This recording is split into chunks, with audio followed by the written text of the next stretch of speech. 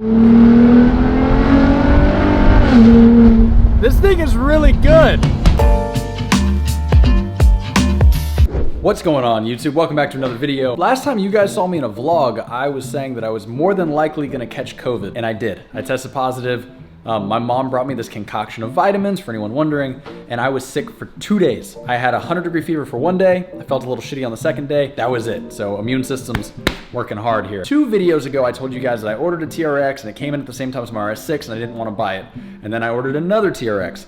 And that truck was supposed to arrive, I believe, in May. And I've been waiting on the truck for 5 months past when it was supposed to arrive due to shortages and whatever else. And that whole time I've been driving the Buick thinking, this is my life now. I am now a Buick guy. And I finally got the call. The truck has finally arrived. It's just not a TRX.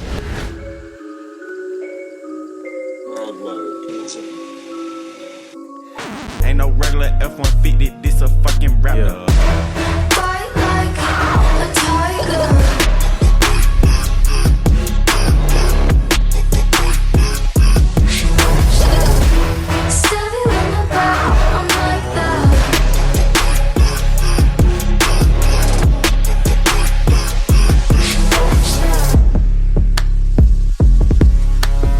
So you're probably wondering, Joe, how did you go from ordering 2 TRXs to picking up a Gen 3 Raptor? Not just a Gen 3 Raptor, a Gen 3 Raptor with a 37 performance package on it, which apparently is kind of hard to do right now. About 6 months ago, my good friend Aaron didn't want to be on video, so all I have is one clip of him doing this. So I'm just gonna keep cutting to it just to fuck with him. Aaron calls me up, I got an allocation for you, what you want? And I'm like, dude, white on black, 37 package. I've always wanted to do the whole Stormtrooper Raptor thing.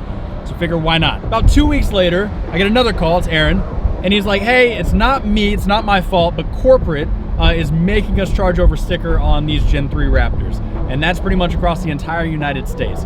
Me being the hard-headed I am, I'm like, hey, fuck you, I don't want the Raptor. I go back to thinking I'm getting a TRX, as I told you guys in that video. Then I start going down the rabbit hole that is the forums, and I'm reading these horror stories about owners that have had engine problems, and since the parts are backordered and they can't get them, if you have an engine problem with your TRX, more than likely it's gonna sit at a dealership for months until they can get the parts.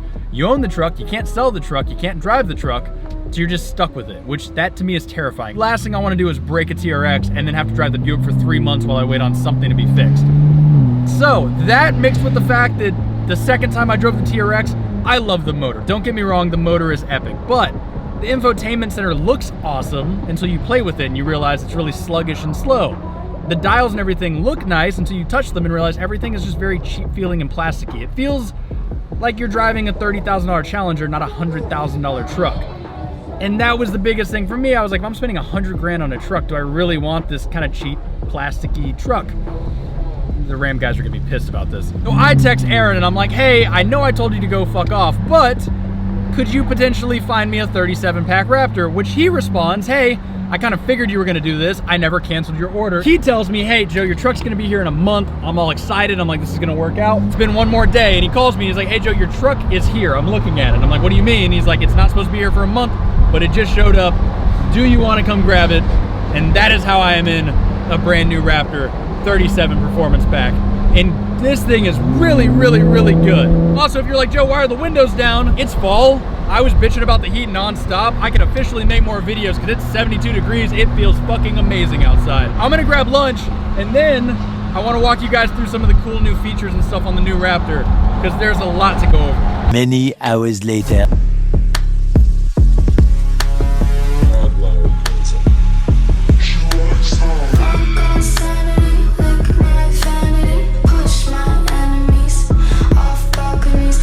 This thing is absolutely mental. Like, actually absolutely mental. I did not expect this. I just kind of thought it's an updated Raptor. It's gonna be a little bit nicer than the Gen 2 and that's about it. I'm not gonna go over everything right now. Obviously, I'll have the truck as my daily driver and it'll be in all the videos and eventually I'll do a full review. But holy shit, did Ford do a good job with this truck. So, as I mentioned earlier, these are 37 inch, technically they're 36 and a half for those of you that are freaking out at home. But technically speaking, they're 37 inch tires from the factory, no rubbing, no cutting, no lifting your truck. If you remember my Gen 2 that I put on 37s, it never really rode the same after I put it on 37s. It was always just kind of like a little sketchy and a little wobbly. Tell the truck wasn't meant to be on 37s. This somehow or another makes 37s look small. It's actually pretty surreal. At 80, 90 miles an hour on the freeway, you feel like you're driving something like a Range Rover Sport, not a Baja truck sitting on 37-inch tires. You now have fog lights. We never had fog lights before, and we sure as hell didn't have rigid fog lights. Badass that Ford thought about this. Hopefully someone creates a cover I can put on it to make them yellow. And even better would be if someone creates a whole replacement so I can mount my Baja Designs lights, because I'm not a big fan of rigid. We have full power in the tailgate now, and I know this is on all the new F-150s, but I've never seen this before. I also, as you probably noticed already, opted for no bed graphics. No graphics at all, actually. I'm sure someone's gonna comment and say this is badass, but something about putting the entire map of the Baja on my truck that's gonna be on the highway most of its time, it just seemed a little douchey. So I actually have no graphics. The only thing that would give this away as a 37 is the tires themselves. And then there's one badge on the back right there. Outside of that, it's a complete sleeper. It looks like any other Raptor, which I kind of appreciate, and I love this all white, clean look. Got the whole Stormtrooper thing going. We need wheels, and then that's about it. I think everything else they took care of. The interior, this is the best part. Ford did such a good job with this interior, and I've only had the truck for 4 hours now, so I take this with a grain of salt. I'm pretty hyped up about getting a new truck.